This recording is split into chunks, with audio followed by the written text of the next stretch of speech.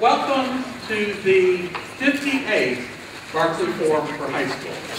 It is a pleasure for Emory University and for the Barkley Forum to welcome you all to Atlanta, and starting later in the day and for the entire weekend, to our beautiful campus.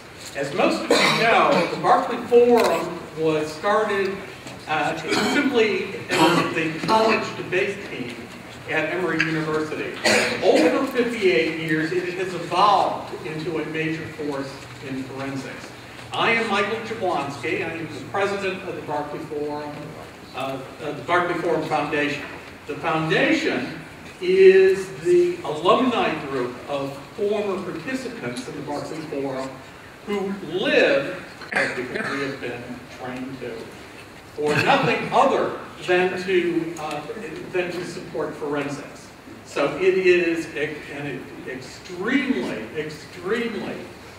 fortunate for us to have you on this campus, and I'd like to thank you for coming to this tournament. I told you a little bit about the Barkley Forum Foundation. The Barkley Forum Foundation, believe it or not, is even older than I am on this campus. One of the things we believe in the Barkley Forum is history and narrative. And one of my best recollections of convocations at the Barkley Forum was when Mr. Cullum, who began all of this, would step aside from his role as running the tournament and say, you know, we have to do a special presentation that honors our past. I am fortunate enough today to be able to do that and to introduce you to somebody who is very important to the Barkley Forum. So first, Chandler, you stand up. I want to tell you a little bit about Chandler Peterson. Chandler Peterson was a legend at the Barkley Forum when I started to debate here in the 1970s. One of the things we would like you to join us in doing is to acknowledge someone who has supported the Barkley Forum ever since the days that he served as student manager under Mr. Cullum, way back towards the end of the last century. Keeping the Barkley Forum on track trained him for significant success as a business professional. Chandler has owned 5-6 companies, including one that he took public last week. Chandler serves on the Emory Board of Visitors. He is a significant endowment supporter for both Emory and the Barkley Forum. And he has gone back to his roots. Where he lives now in Arizona, he has begun a debate team, principally to allow his granddaughter to participate in debate. And his granddaughter and several of her colleagues will be at the Emory National Debate Institute this summer. Why am I introducing Chandler to you at the beginning of the Barkley Forum for High Schools? It is because we believe that forensics is the best way to inculcate some traits that Chandler has exhibited throughout his career, both at Emory and in business. So in recognition of the leadership he has shown us, the support he has given us, the example he has provided to us at the Barkley Forum, but mostly because of lifelong devotion to forensics, we award Chandler Peterson the 2013 Warren Akin Outstanding Alumni Contribution Award.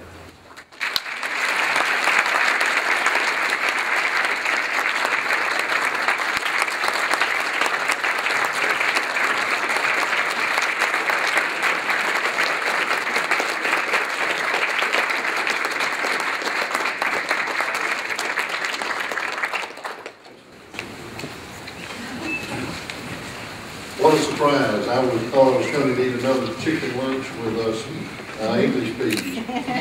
This is a very great honor, and one that was certainly unexpected. I knew Warren Akin. He was a friend of so many of us back in the day, and a principal fellow.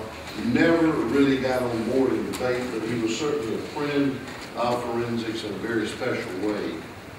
Let me tell you, if I may indulge just for a moment, because I have been around long enough to remember the cycles. The reason forensics is so key, the reason that I've tried to keep it going in my family, this very special man, Glenn Pelham, planted a seed in a bunch of little country boys from South Georgia that has carried us places that we could never have imagined to have gone. Gave us self-confidence, self-esteem, but most importantly, I believe very strongly, and Melissa and I were talking about this yesterday, the true essence of an education is the ability to spot phoniness, not just in people and relationships, but in ideas. And today, you have to go no further than the latest social media or the latest evening news to realize that the entire world is engaged in a battle for men and women's minds. Debate gives us that cutting-edge capability to separate the wheat from the chaff, the bone from the marrow, and the truth from the lie. So I would simply, in receiving this award, dedicate it to Melissa, Mr. Pelham, Susan Pelham, Mike, all of those who have gone before to open this door. I think it was Cicero that said, if I have seen farther than others, it's because I've stood on the shoulders of giants. And being here today, you are standing on the shoulders of many giants that preceded you to open these doors, to make this operation and this great conference and this great high school debate capability possible, to open doors with the Urban Debate League and through so many other adventures and ventures with failure and flips and starts along the way, and yet we're here, 58 go-around on this. I remember when I was coordinator of tournaments for a couple of years when I was a student at Emory and in the Barkley Forum, you could have gotten the entire convocation in half of this room right here. And you're just the cream of the crop. I understand there are 1,500 others waiting in the wings and will be going full tilt for the next 3 days. So thank you for this wonderful recognition, and it really is for all of you to take this torch and carry it forward, okay? God bless you.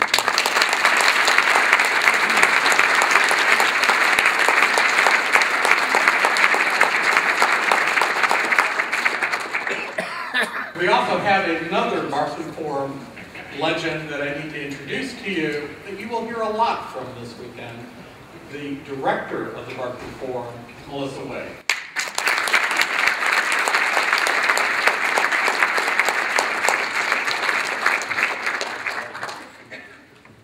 Welcome. We're delighted that you're here. It means a lot that you come every year. I'm shorter than they are. We work very hard on this because we believe in what you do. And we know how hard all you students have worked to be here. We know how hard your coaches have worked to get you here. And we know the support that is required of administrators to bring you here.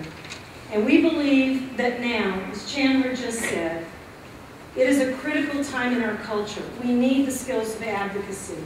We need to overcome the challenges to civil discourse in this country. The next presentation that we're going to make on the way to a fabulous keynote speaker is the Paul Slappy Award for the Promotion of Diversity in Forensics.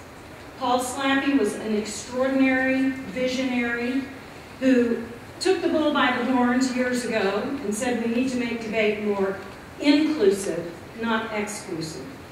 And part of the challenge that we have to civil discourse is that we have a tendency to exclude.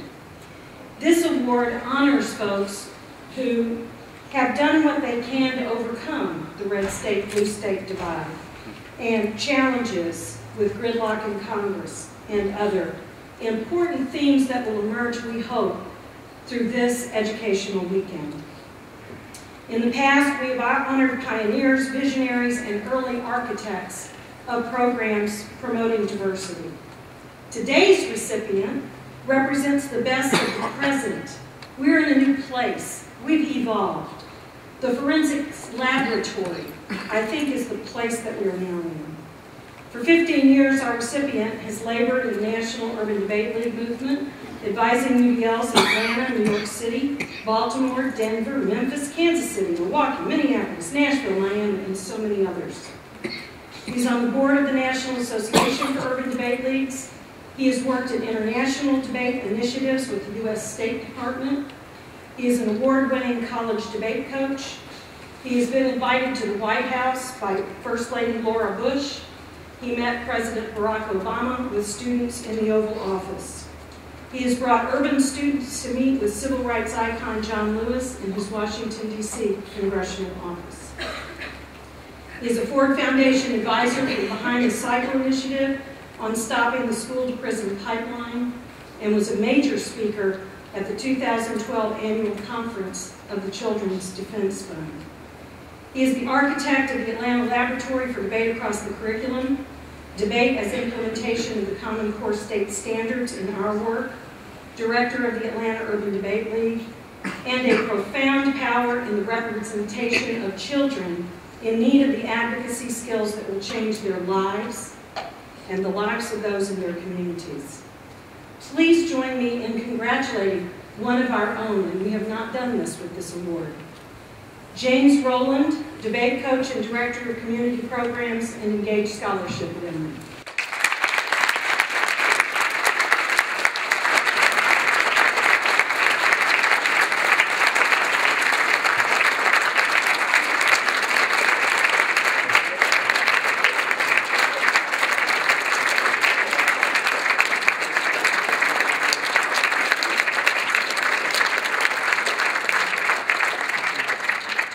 I have never surprised that man in my life. I will live on this one for a while. Thank you for being at convocation. I know that it's challenging and difficult to get out of school early. I especially appreciate the teachers that did so. I know that a lot of the students are working to get ready for the tournament later this afternoon, but it means a lot to be here. And today we have a special treat. Our keynote address, which precedes the presentation of the new key coaches of the Barkley Forum, invites a secondary school teacher who has retired, has perspective on teaching, and who believes in the work of civil discourse so much that they have worked tirelessly to support and expand the efforts of a civil society. This is record-setting this year. We have never invited a second person to do the keynote address, or do the address a second time. We made an exception this year because an emerging theme of this tournament is we can make change. We can end gridlock. We can organize conversation across the socioeconomic divide. We can understand that conflict is required for critical thinking. So we have to learn to do conflict well. Because if not, as Margaret Heffernan says, we end up with echo chambers and not thinking partners. The way to learn that is debate and advocacy and public presentation and the skills of making a difference in the world. Today's speaker is Richard Sodikow. The legendary Bronx Science Forensics program was founded in 1969 by Mr. Sodikow, a member of the English department. He quickly became one of the most celebrated coaches in the history of high school speech and debate, and his coaching accomplishments remain legendary. He has been inducted into the Key Coach Society, the Tournament of Champions Hall of Fame, the National Forensics League Hall of Fame, and the New York State Debate Coaches Association Hall of Fame, among many others. He is simply the Dean of American Forensics. We are honored to have many past and present coaches and students from Bronx Science in attendance this weekend to celebrate Richard's willingness to share his wisdom with us. He not only holds numerous forensic honors, he is also the profound facilitator who helped launch the Urban Debate League to full partnership in the forensics community nationally over 15 years ago. Richard Sodikow is a scholar, mentor, visionary, and pioneer, the personification of what it means to be a teacher, and he honors us with his presence. Richard?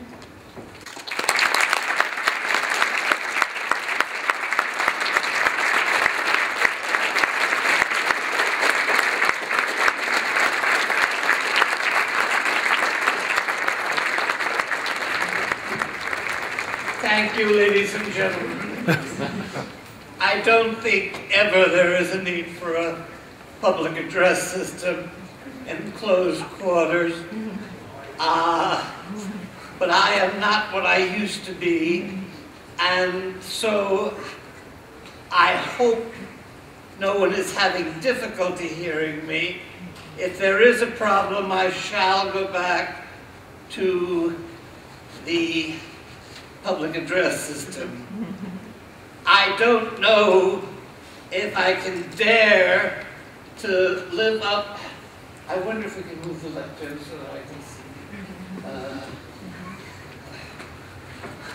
see. Audience on my left. Richard speaks, the room moves. I'm sorry, what was that, Melissa? I said when you speak, the room moves, literally. Well, I hope they are reasonable requests.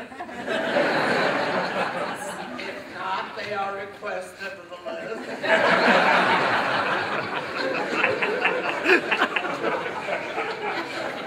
I have a speech prepared, and no, it is not really this thick. It is in 40-point print. I like to be able to cheat. And since we are revealing secrets, and this is always, as the Barkley Forum for High Schools has always been, an instructional opportunity, I present this. Before I begin, I must pay homage to the four persons most responsible for my being here. Melissa Maxie Wade, who felt compelled to invite me so flatteringly.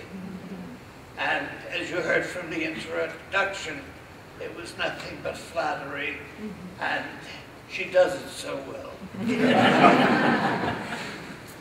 And I was here in 1972 when Glenn Pelham, of blessed memory, announced that his successor in the Barkley Forum would be Melissa Maxie.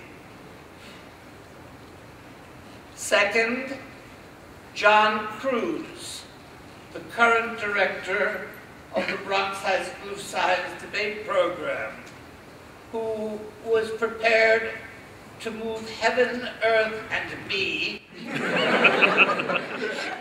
to get me to accept Melissa's invitation. Third, Kirby Chin, an alumnus of my program, a high school alumnus of the class of '88, who vetoed. He is sufficiently a friend and sufficiently a prior director of the debate program the forensics program at Bronx Science to exercise a veto, who vetoed my attempt to drive here from South Florida and instead provided very comfortable air tickets for my aide and myself. And finally, I introduce to you my health aide, my caregiver, my boss. Oh, yes. We have this ongoing discussion. I say she is my boss. She says I am hers. And I reply that she is the boss. I merely pay the bills. She is Marianne Dorsey. And I applaud her also because she has been an American citizen for almost 1.5 years. And I think that's wonderful.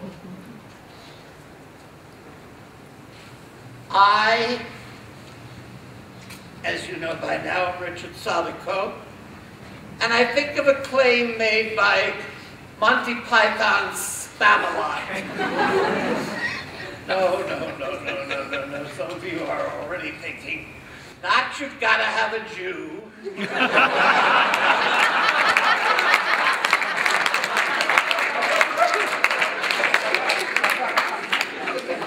But rather, I'm not yet dead.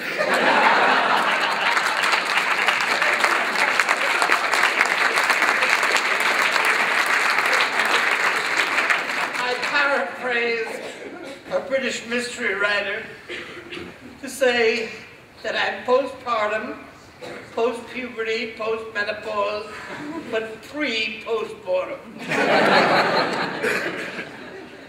You are a good audience. I wasn't expecting that.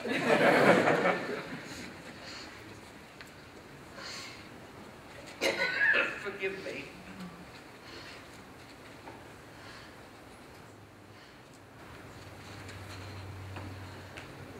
Yes, I did. Okay, thank you. It's nice to have. There was a time when, in this age of button pushing, many people pushed the one labeled Sodikow whenever they needed a speaker. All three of the Bronx Science principals I worked for, Glenn Pelham, David Zarefsky, Melissa Wade, J.W. Peterson, Jim Copeland, Les Phillips, among many others. But, in fact, my most recent speaking assignment was 10 years ago, just about this time of the year, as chair of a judging panel. The venue was a beautiful auditorium, now a palatial room, the single chamber of Peru's unicameral legislature. The event was introduced by the vice president of Peru, who then left without witnessing the debate. Now, at the World Schools Debate Championships, the debates are invariably conducted, in English. But in this case, the teams represented Argentina and Peru. So Spanish was the language. And after the five of us decided on a 4-1 victory for Argentina, and no, I was not in the minority, I needed to present the decision and an explanation. This gringo's Mexican Spanish was well understood by the mostly Peruvian audience, who were a bit disappointed in the decision, and in one case, somewhat hostile. I promised some people that my speech today would feature name-dropping and debate war stories. But unlike the last time I delivered a speech of this sort, which was 12 years ago, in 2001, the student contestants have been invited to be part of the audience, and a very welcome addition to the audience they are. And they, and many of their young, at least in my eyes, coaches, would know neither the wars nor the people. So I will extend today's burden to tradition. And I find that I will echo some of the things that Mike Jablonski said, some of the things that Chandler said, and some of the things that Melissa said. And I hope you will bear with me. Repetition drives the point. But this will not be repetition. It will be my own view of things. It is the foundation. Tradition is the foundation of all human activity. The Barkley Forum for High Schools is one of the most prestigious and prominent activities for debate. And you will forgive me if you are an individual events person. I still think of this as primarily a debate tournament.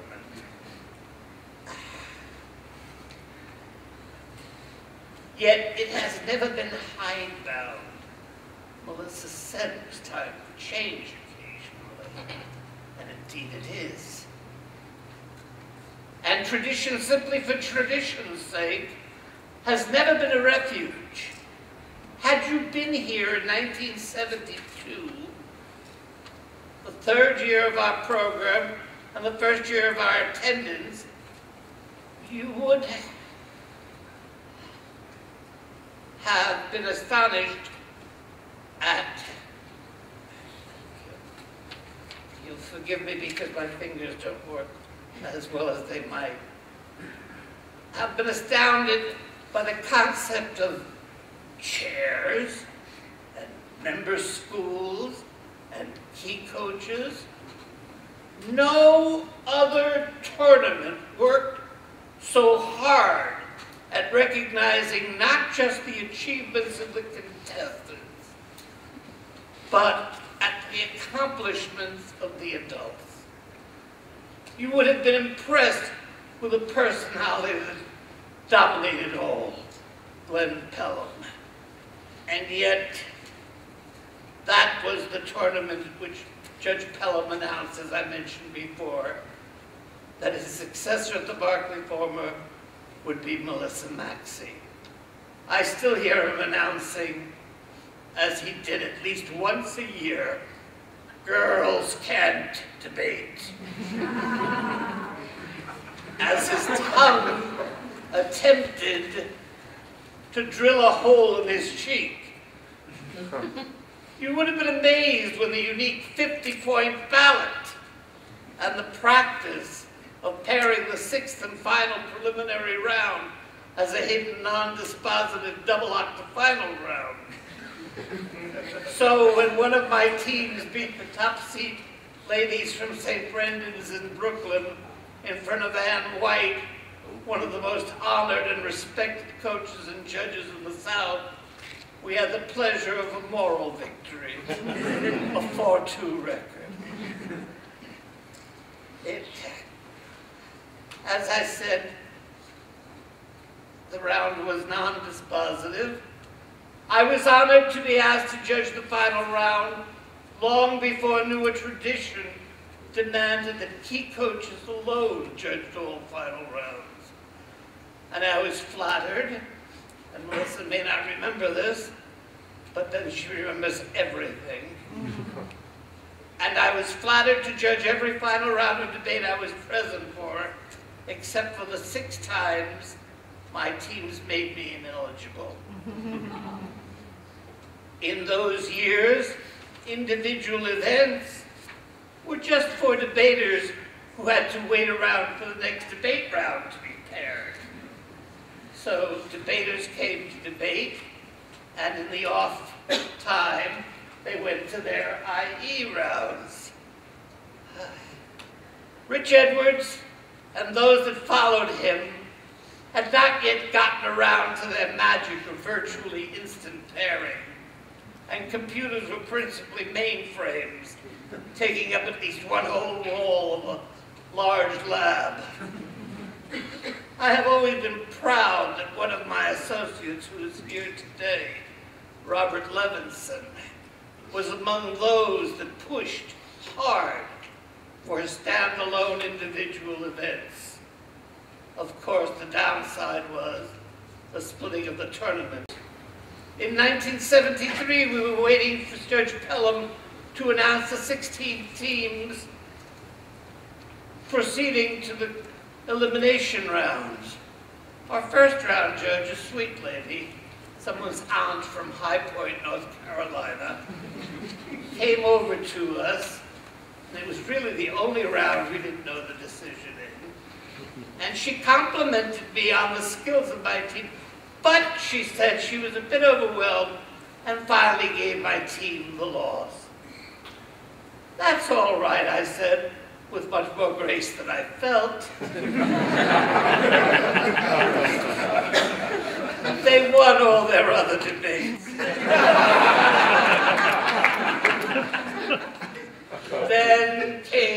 horrid announcement. We were 17th seed, the only 5-1, not to move on. I was livid. The tournament only had 70-odd teams, and there was no adequate reason for any 5-1 to be left out. I said nothing, but went on to judge my octafinal round because I would never be the cause of holding up a tournament. And that was always a watchword with me. In fact, I have, as Les Phillips once said in a speech commemorating an award to me, that I have been responsible for a number of innovations that have sped tournaments along. And after the octafinal round, I went to see Melissa. I vented. I ranted. And to her credit, she listened courteously to every single word. I berated the 50-point ballot because no one knew how to evaluate on such a scale. I challenged the method of pairing the 6th round because it made the debate valueless. Judge Pelham later attempted to assuage my feelings by telling me that he saw my team reaching the final round the following year. I had never had someone of Glenn Pelham's stature predict something like that for me until H.B. Mitchell did something similar in 1987 when he predicted that I would be elected to the NFL Hall of Fame as soon as I was eligible. They were both accurate, and I have no idea how I attracted either of their attention, but they were both major friends of mine. In 1974, I was gratified to see that my 2 most important objectives had been met. We were 5-1 and lost the flip, so we had to go negative. We were one of 5 negative winners in the octafinals. We won the flip for quarters, and I called negative. The team were annoyed. Affirmative would be so much easier for us, they said. The tournament is going negative. All 4 negative teams won in quarters. We won the flip for semis, and again I called negative. This time, the boys were outraged. Both semis went negative.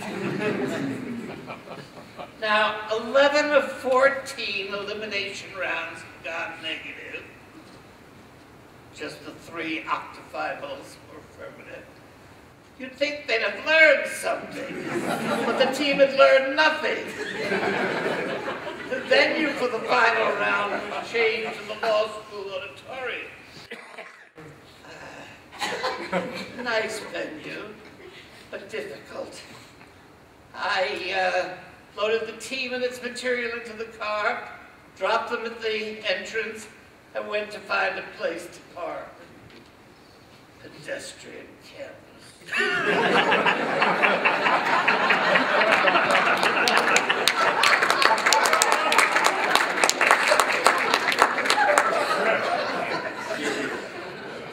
No luck. By the time I parked in a high-rise and walked back, I was met by Joseph Giovanelli, one of the 2 debaters, who said, "We won the flip and chose affirmative for old time's sake."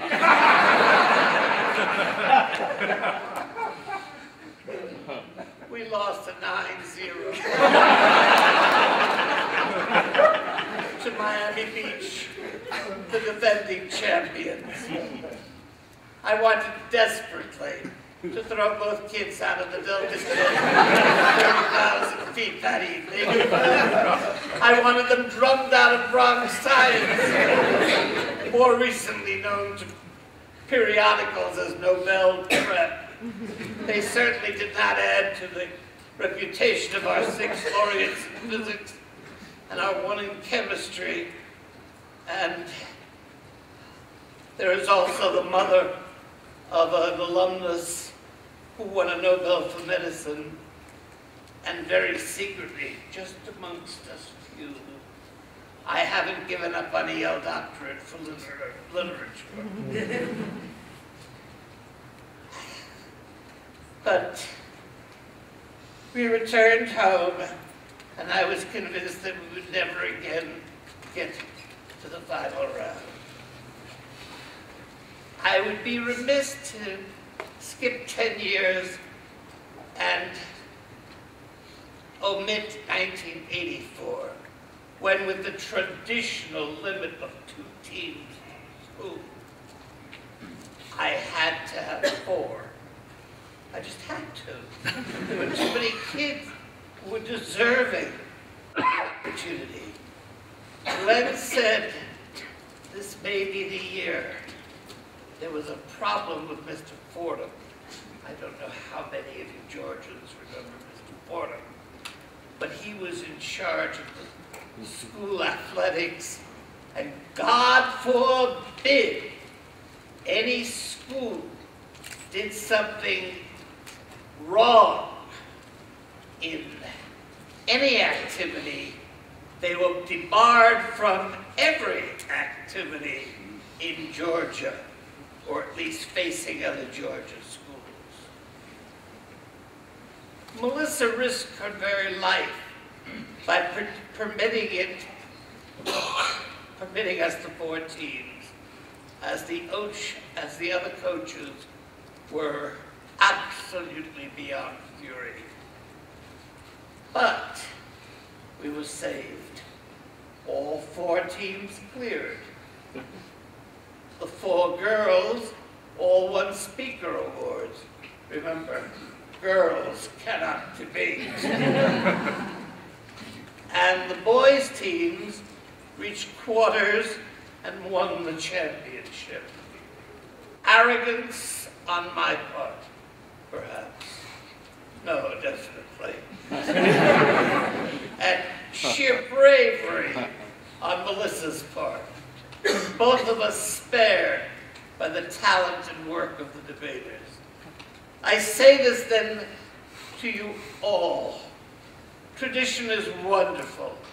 For those of you fortunate to represent a long-established program, remember you stand on the shoulders of those who came before you. And for all of you, whether from a relatively new or long-established program, broaden your shoulders, for those who will come after you will need a place to stand. At my stage of life, I am both pleased and amazed to be able to say that had I to do it all over again, I would not change a single major decision. I have been fortunate to be able to choose as I have chosen. I've been so lucky to have been what I hope has been a positive influence on our wonderful academic activity of principal importance to the teaching and learning of democracy. Melissa, in her wise invitation to the Barkley Forum for High Schools this year, made reference to my support of the Urban Debate League. And yes, I was eager to get them mainstreamed. And surprisingly, there was some opposition. Still, I had more than enough motive. With fewer schools able to support policy or team debate, and with more tournaments dropping it, anything bringing new life to the activity deserved support. The economic sense is clear. The more local programs involved, the less the need for more expensive, distant travel. The lower the cost, the greater the attraction of the activity. Simple or simplistic? We can only live in hope. And don't tell me the corollary.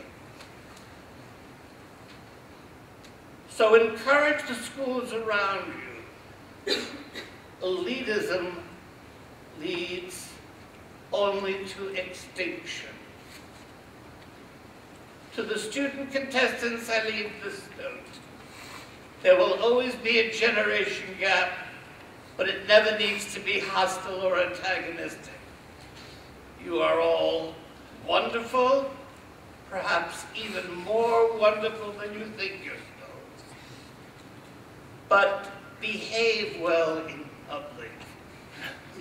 When you are at dinner with your teammates and feeling happy and a bit loud and rambunctious, look at those adults at the next table. One of them will be in the back of the room in your next round. Will be your next judge. And I cannot tell you how often that has happened to me and my teams. I have been so lucky to have Kirby Chin follow me after I left. Though he was devoting more than 100 hours each week as an associate in a major law firm.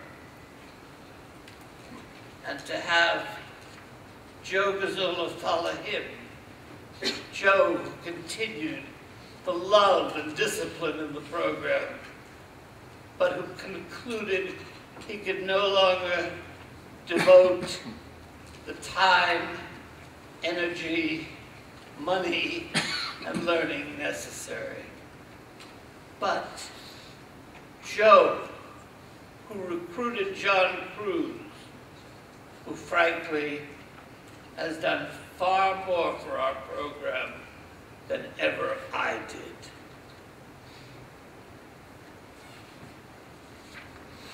And I am so lucky to be given the opportunity to tell you all this, and to hope that in 40, 50, 60 or more years from now, you too will be able to say you have no regrets. Marianne, Kirby, John, Melissa, thank you. And thank you all.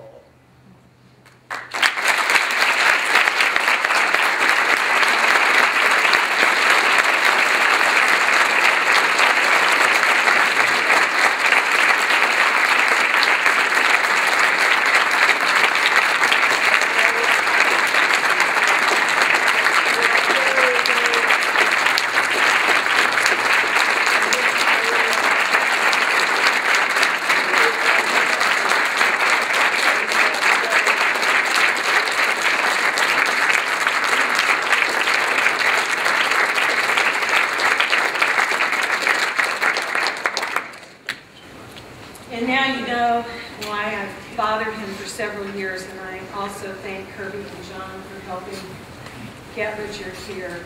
When we have wisdom in our community, we should treasure it in the community. But it was more than that. We really do believe in the need for civil discourse as that which brings civic action. And so to put our money where our mouth is, we ran a contest this year. We're launching an award to acknowledge the work of students who do a lot of toil to make a difference in the world. And reading the nominations from coaches and others was a profound privilege. But the architect of the award is somebody who's already been introduced to you this evening, or this morning, whatever time of day. And he will be presenting the Social Justice Award of Barkley for which I'm sure will be named for somebody at some point, because we do that, and that is a tradition we will keep serving. So, I give you the Director of Community Programs, a debate coach, and engaged scholarship at Emory, James Roland.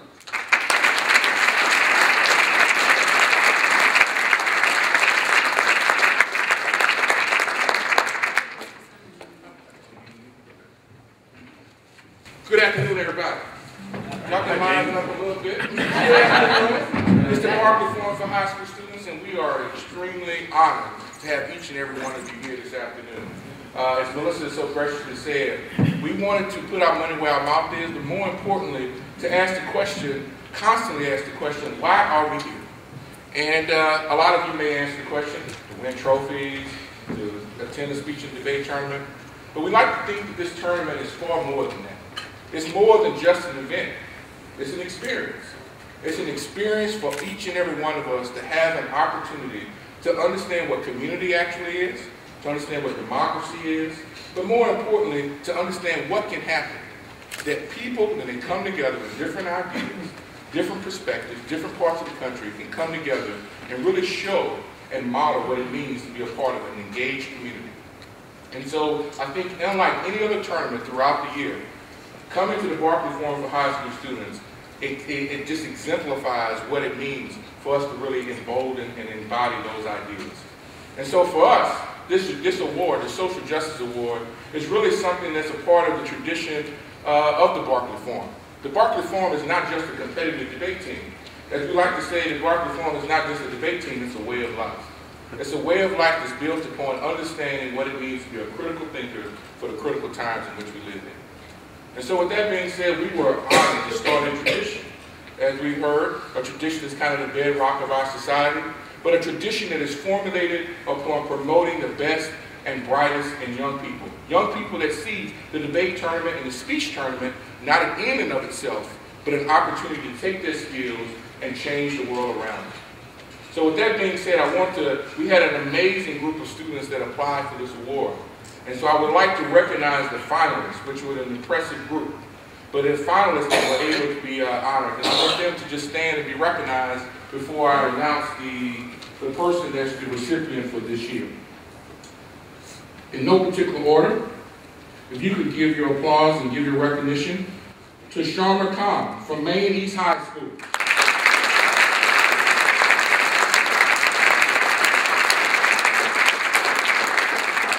If you could join me in also recognizing Katie Monopolis from Charlotte Latin School.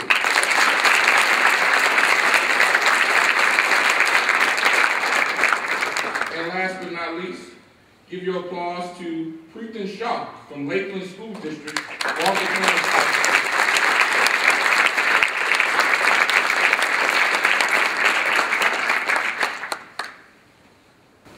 The recipient of this year's award has done what many of the recipients have done. Made a profound and positive impact on their debate team, on their speech team, and tried to do what I think every good individual that's a part of a team is make those around them better. And this individual definitely did that. But they didn't stop there. They didn't just stop with their debate team. They didn't just stop with their speech team. But they sought to expand their notion of community. The community outside of just their school, but to the community at large. This person in 2010 started the Teach to Learn Foundation, which is now an independent nonprofit with a $25,000 operating budget. The Teach to Learn started as a nonprofit in New York, but now has chapters in New Jersey, Maryland, and New Hampshire.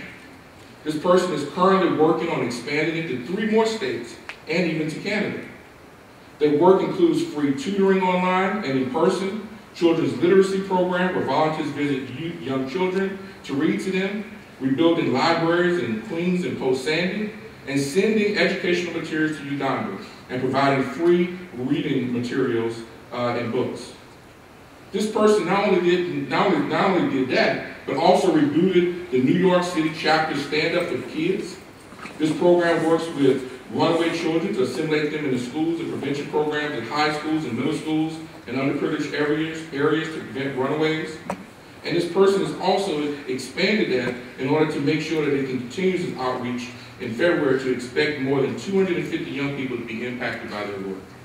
So it gives me great honor and great privilege to honor a young person of our community who has not only taken the skills and made our activity better, but has made the society at large better. Please give us the opportunity to recognize and applaud the great work of Priten Shah from Lakeland School District, the Walking Pans High School.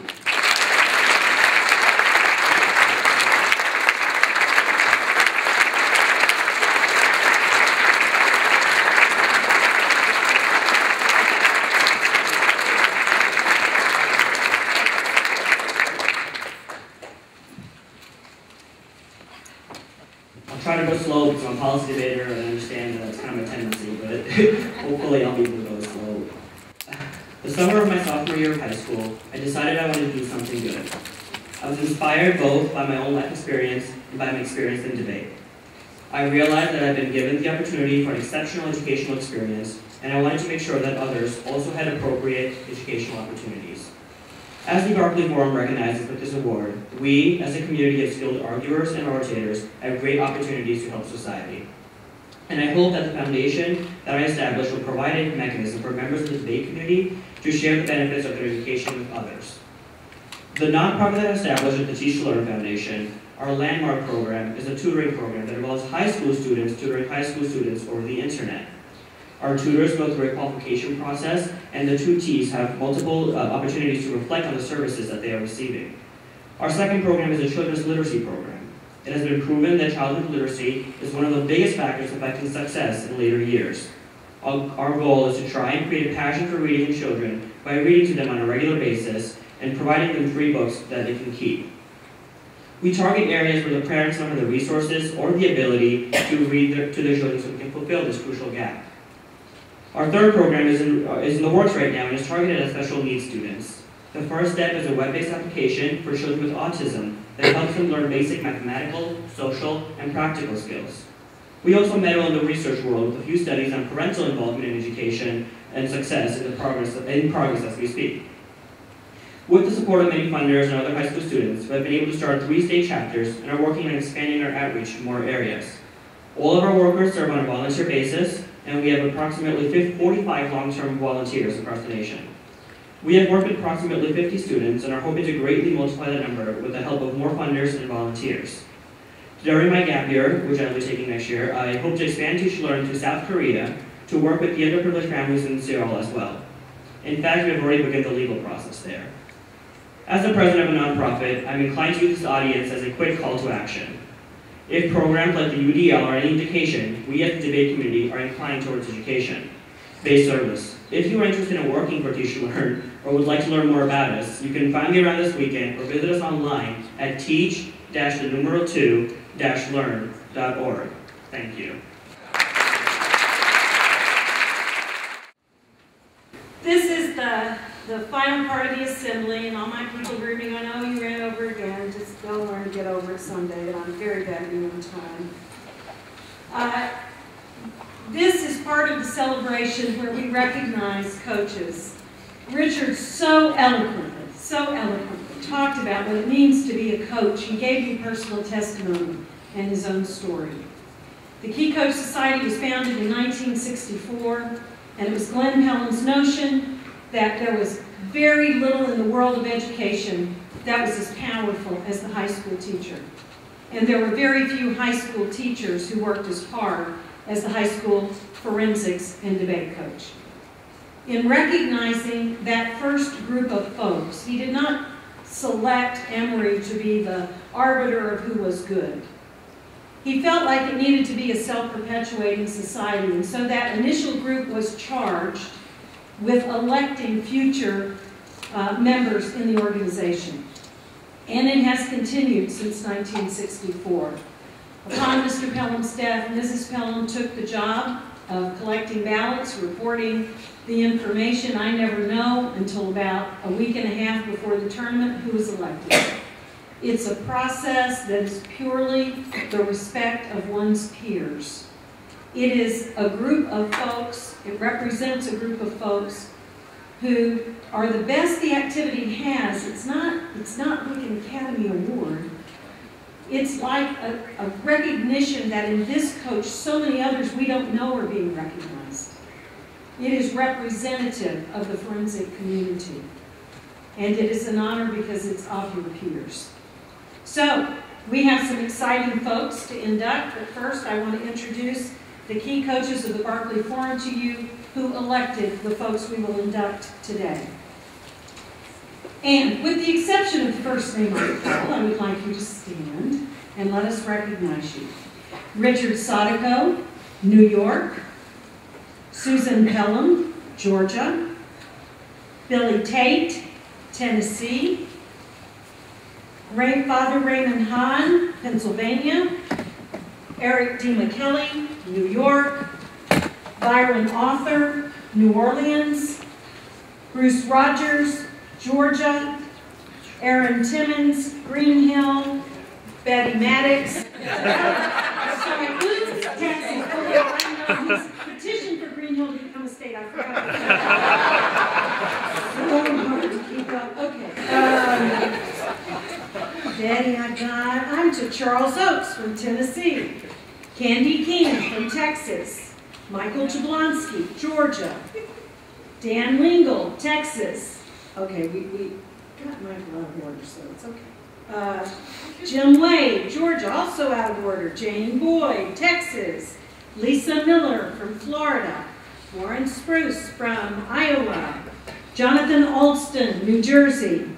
Sharon Simmons, also out of order, from Georgia. Tara, I don't see. Eric Emerson, she just got married, I'm sure that's the reason. Eric Emerson from Texas. Lexi Green, California. Jay Rye, Alabama. Pam Katie Wyckoff, Minnesota. Tracy McFarland, Texas. Jim Wakefield, Florida. John Cruz, New York. Shante Jordan, Georgia. Andrew West, North Carolina. Bruce Miller, New Hampshire. Wayne Tang, Illinois. Lisa Willoughby, Georgia. Stephen Bouchard, New York. Tim Mahoney, not missing in action. No, he's from Texas. Randy Patterson, Mississippi. Maggie Berthume, Georgia. Kevin Hamrick, Tennessee. And Mike Edmonds from Colorado. Ladies and gentlemen, these are the key coaches.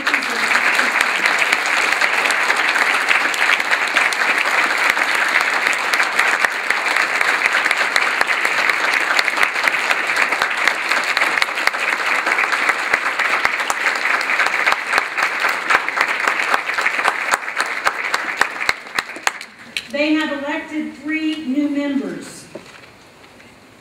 The first member is an alumnus of the Barkley Forum for High Schools, a career teacher, anchor of one of the nation's top historic debate and forensic programs. The Louisiana Debate Contingent helped lead the fight to revitalize New Orleans in the wake of Hurricane Katrina's destructiveness. A leader in that community and in that effort.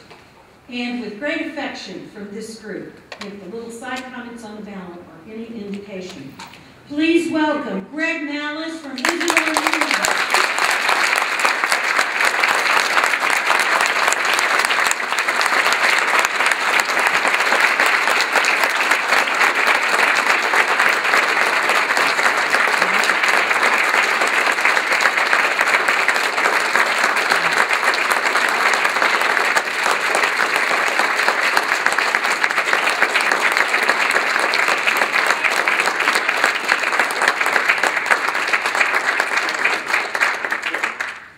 Debate is a multi-generational community. As Chandler, who was one of the first student managers of the Barkley Forum for High Schools back in 18-something, demonstrates. And Greg is a terrific representation of that. Somebody started as a student in this room. And students, many of you are going to be standing here someday. And I agree with Richard. You won't have regrets if you do it. The second individual, I am delighted, also comes from a historic program. So many times, the ups and downs and ebbs and flows, great programs lose support or things happen, or in the case of some New Orleans schools, they were razed by a storm and then re-raised through the efforts of alumni. In a tournament that honors new and historic programs, this school, from this individual school, ranks with the great programs. And so many others have had multiple elections to the Key Coach Society. This school is having its 3rd individual. What I like about this school is that the last 4 coaches, 3 of them have been women, and they have built powerful programs in transition. I was once in transition, I get this. It's very hard to follow great leaders. This individual is a top judge, a top coach, a respected teacher, and a powerful role model. for the coaching profession. Please join me in congratulating Sarah Sanchez from Lexington.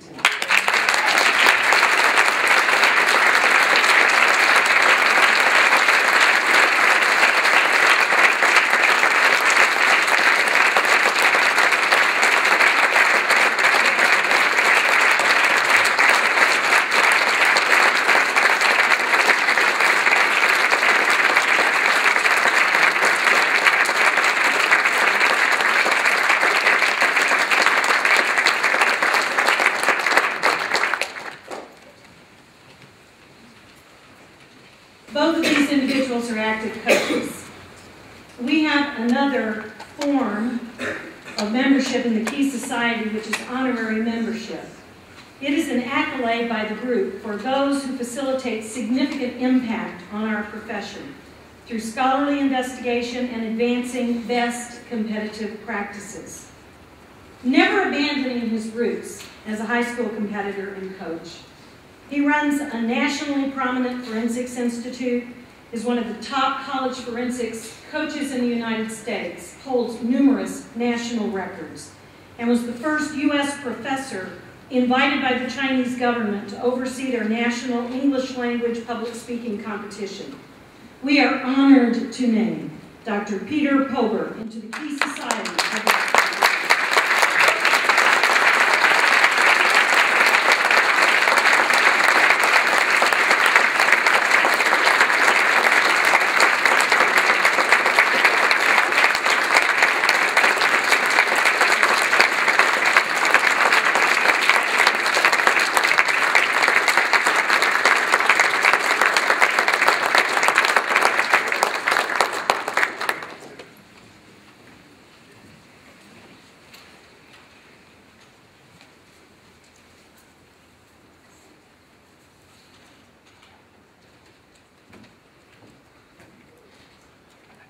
Michael keeps me going.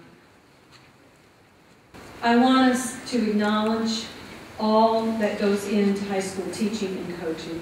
I want us to acknowledge the fabulous students we get to work with, all the future as represented in our 3 finalists for this award, as represented in the folks who are coming here to try to be on the stage to get a silver key. But along the way, silver key or no, gets an opportunity for educational dialogue with people from all over the country to test all that work and effort. And we are pledging to give you the best we can in terms of an efficient and on-time tournament. We occasionally mess that up. If we do, please look for us and we will try to fix it. You will see people all over the campus wearing bright yellow hoodies. Their job is that they are visible. And we have about 50 non-Emory debate folks helping with this out of one of our service fraternities. Their job is to help you find buildings. Their job is to help you be where you need to be. Their job is to troubleshoot if things don't go for you to get you to the right adult to help. We're going to do our best. We want you to have the best experience you can. And I hope that before you leave, you'll take some time and come, do a little receiving line here, and you can come honor these coaches as the best representation of all the coaches that attend the Barkley Forum for High Schools. Thank you for joining us. You honor us with your presence. The 58th Barkley Forum for High Schools is officially begun.